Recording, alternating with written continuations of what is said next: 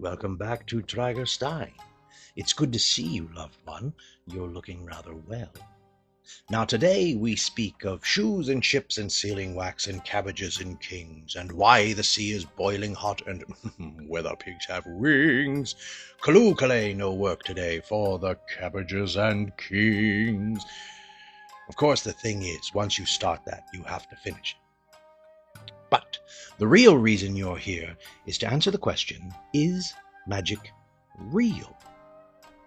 Of course it is, you silly. Now get out of here. Magic is not only woven into the universe, but it is the universe. Magic is the most real thing that there is, and old Vitandi will make a case for that exactly now. Sit down. Very good. Magic is all that ever was. I will open with this. Sir Isaac Newton said that science is just man trying to understand what God did. Now, before we begin, it's important to know that I am not a science denier, that science is quite a wonderful thing, but it is a tool. It is not a God. And the deification of science is something that I am very much against. Let us begin. Everything is magic. Do you see the flame? Yeah? Man has harnessed it. Man has not created it. Man did not invent it. We claim invention and creation for things that Autumn put here for us to discover. It's simply a discovery. This fire that lights Stein and this lesson is magic. Even if you understand it, that's what makes it so powerful. Every single thing is magic. A baby's foot. You know that little thing where you touch the foot and they try to grab it with their toes like a bunch of little weirdos? That thing is magic. That cry that they do where they get so upset that they can't make a noise. That thing where they go like,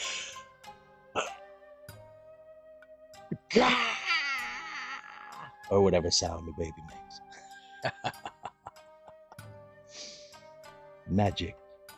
And you can hear it and you can laugh at it. And that's magic. Regardless of why the baby's doing it. You see, in order to create this fire, mankind, and of course I'm including all of the great women of science and of the world, mankind discovered how to harness it. And that is all man has ever done, is harness things. We use fire to, at one point, light our homes, and now to heat our homes.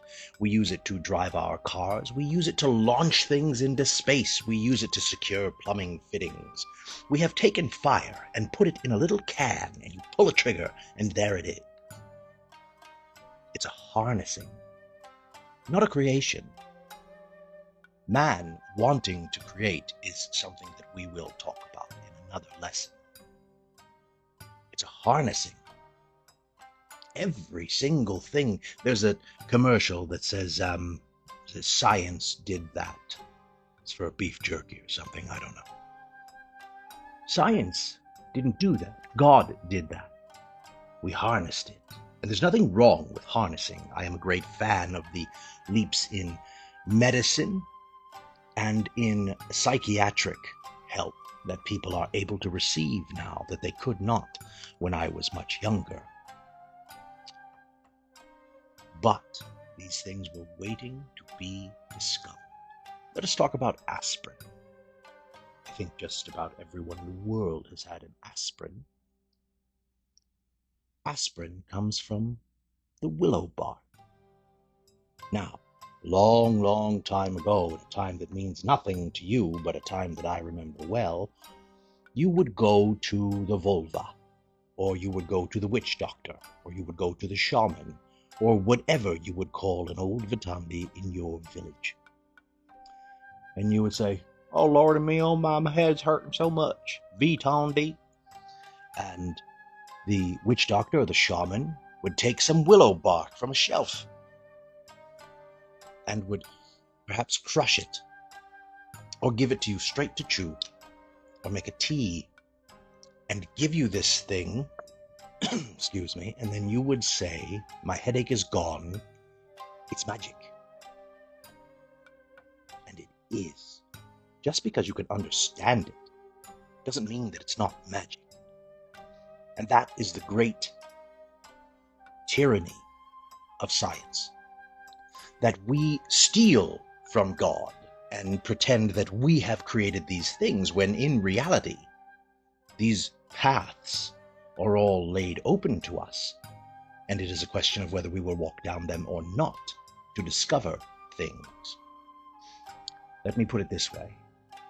When the first man or woman was banging a rock against a hollow log, and it made a pleasurable sound, when that was going on, Beethoven's Fifth Symphony was there, waiting to be discovered, waiting to be put together. The notes were already there. There is nothing new. It is just a question of discovery. All of the notes of the Fifth, and if you don't know the Fifth, then I'm sad for you. Ba-ba-ba-bum, ba-ba-ba-bum, that one. You know, you've heard that probably in a commercial. So it was there. It was waiting. But it had to start somewhere. And man had to go through a slow discovery of sound and put the math together, but it was always there. When Ooga Booga and Chimichanga were chasing a mammoth with a spear, at that time, radio waves were all around, waiting. Nuclear fission was going on. These things have always been here, waiting for us to discover them. It is like this. You know the band AC/DC, yes? Very good. Back in Black, hit the sack, bend along. Now, let me take, for example, the song Highway to Hell. You dedicate yourself, you and your guitar, and you learn the song. You learn how to play Highway to Hell, right? And now you can play it note for note. Just as good. It is album perfect. It doesn't mean that AC/DC does not exist, simply because you can replicate it. Does that make sense to you? It does not mean that God does not exist because we can make a baby in a test tube. It doesn't mean that he does not exist. We are replicating, we are trying to achieve this inherent desire to create and to be God-like. And I wonder why that is. I wonder if it's perhaps because we were made in his image, which means so much more than 2 legs and 2 arms. A lesson for another time.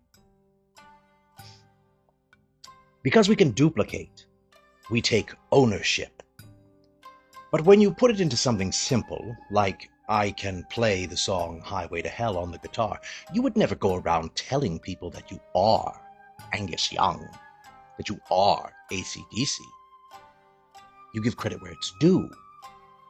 And why not with God?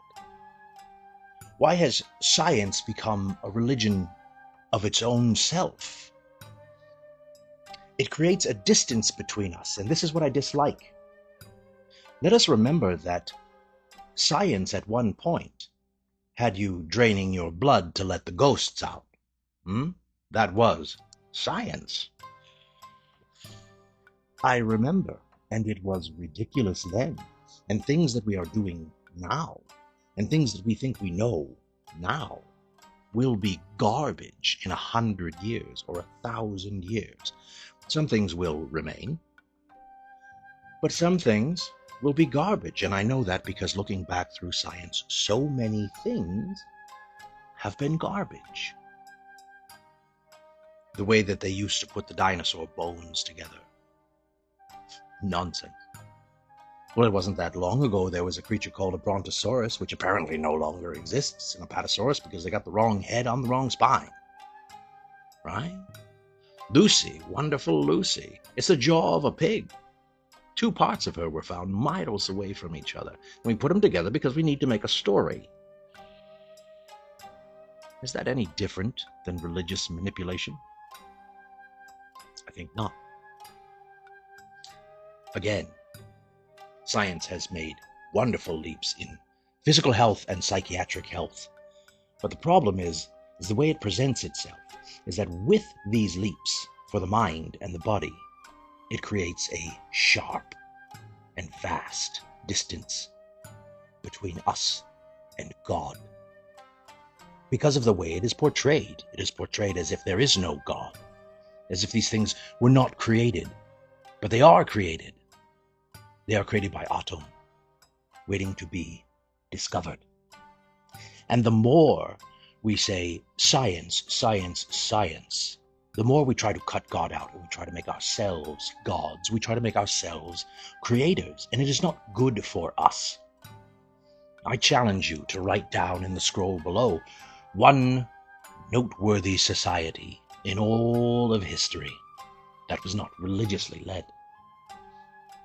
You see, in these ancient societies, these societies that we look at with wonderment and awe, there is a blend of science and faith.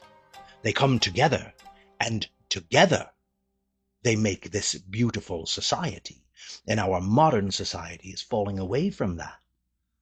And religion, all religions really, and science are at odds with each other, and that is nonsense.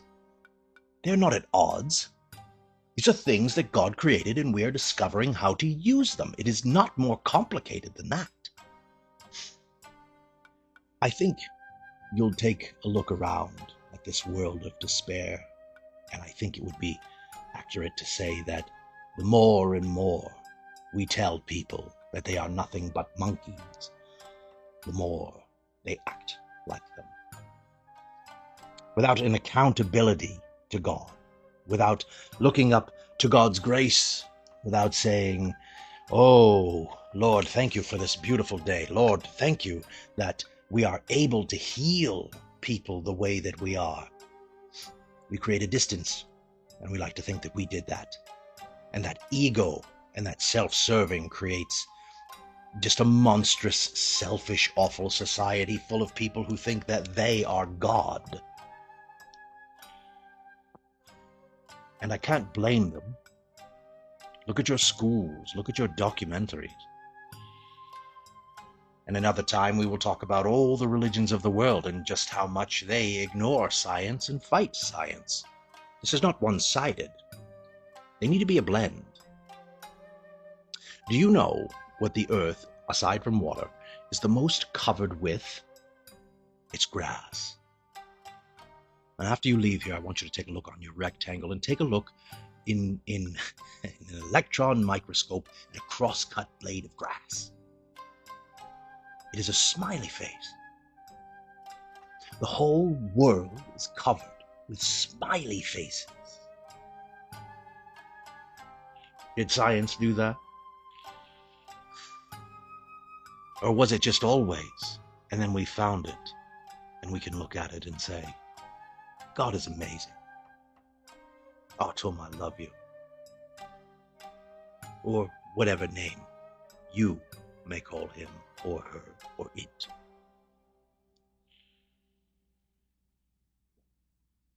You see, the separation of man and God begins with the idea that we are God. It is a rebellion. A rebellion as old as the heavens itself. You think about that. And as a society, we are headed down the wrong path. When I see science achieving some greatness, for example, the exam pal, example, the James Webb satellite. And I see the images that come through. Some of these places I have been, some I have not. And I think, my God is so vast and strong and loving and amazing beyond even my comprehension. So even the illusionist, right? We take a magic trick and you pick the card, right? And you say, oh, pick a card, any card. And then the guy pulls a card out of his butt or whatever the trick is. We go, whoa. And then we see how the trick is done when it gets shown to us. When it gets shown to us, instead of saying, oh, that's easy. We should realize that this person used magic. This person harnessed the power of illusion. This person harnessed your eyes, your nose, your mouth, your senses. They have harnessed the way that they move, what the effect will be, and how astonished you will be at the end. It's a harnessing, and it is magic. You see, everything is magic. All of it. Man is just harnessing things and taking credit for it. It's copyright infringement to the nth degree. So all I'm saying is, while science has its place, I think we should keep it exactly there and let God be God. And when we do something remarkable, when we look back the history of the world and our fraction of a knowing of the universe, instead of saying, wow, we are really smart, perhaps we say God is really good. It's all magic. Every bit of it. From the blade of grass to me, to you. You are one of 100 million sperm. And even if your conception was not crafted from the love of your parents, it was crafted from the love of autumn. The divine spark is in you, that you are here, that you are willing to learn, that you are willing to grow, that you are willing to go above and beyond this plane that you're in to try to understand more, to know God better, to know yourself better. That's magic. Everywhere you go, the air you breathe, magic. A baby crying, a child laughing, falling in love, it's magic. And science will say, well, it's a chemical wash. Well, it's a chemical wash probably on the brains, and you get a lot of probably endorphins maybe, we don't know, we're looking into it. And you see a pretty girl, she's really pretty by the way, and you say, wow, I want to marry you. And you, it's too much. Once I get going. And we can explain it, but it doesn't mean we know why it was made. There are things right now that are miracles. Let's say a young person, an old person, it doesn't matter. A person gets up out of a wheelchair and begins to walk, and we say, oh, it's a miracle, because there's no scientific explanation. Well, in 100 years or 200 years, maybe we can figure out the science of what happened on a physiological level to make that person stand up. It doesn't mean that it's not a miracle. Just because we can understand how the miracle works, and then we can harness the miracle. Isn't that the very idea of magic? My loved one, I have taken up enough of your time today. On your way out, please cast the like and subscribe spell. Go out there and see the magic. Just because you know how it works doesn't mean it's not magic.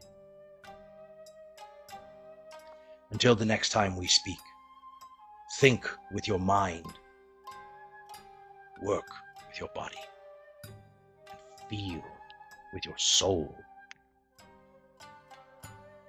Run along now, magic.